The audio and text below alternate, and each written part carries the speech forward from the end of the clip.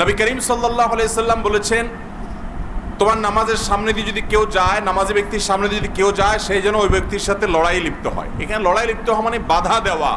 সে বাধা দেওয়ার বিভিন্ন দিক হতে পারে।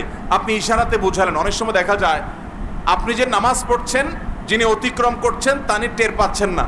আজকাল বিশেষ করে মোবাইল টিপাটিপির যুগ।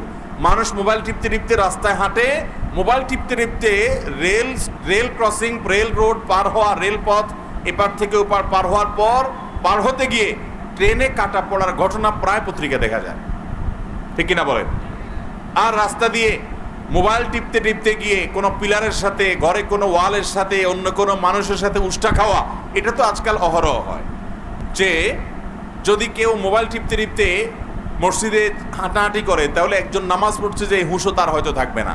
এই জন্য আপনি তাকে ইশারা দিবেন, বোঝানোর চেষ্টা করবেন যে আপনি নামাজের মধ্যে আছেন। কিন্তু আমলে কাসির হয়, অর্থাৎ আপনি এমন কাজ করলেন যেটা করতে গিয়ে আপনি নামাজে আছেন, যেটা বোঝার কোনো উপায় নেই। এরকম যদি হয়ে যায় তাহলে আপনার নামাজ ভেঙে যেতে পারে। এটা করতে হবে। তারপরেও যদি কোনো ব্যক্তি আপনার সামনে দিয়ে হেঁটে যায়, তার গুনাহ হবে, আপনার নামাজ হয়ে যাবে।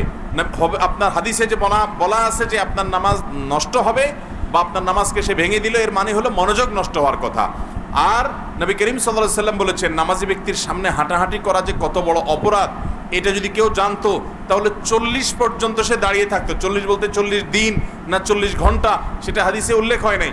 40 দিন যদি ধরেন, তাহলে 40 দিন সে দাঁড়িয়ে থাকতো প্রয়োজনে, তারপরও নামাজের সামনে দিয়ে হাঁটতো না, যদি জানতো এর কারণে কি মূল্য তাকে কিয়ামতের দিন দিতে হবে। এই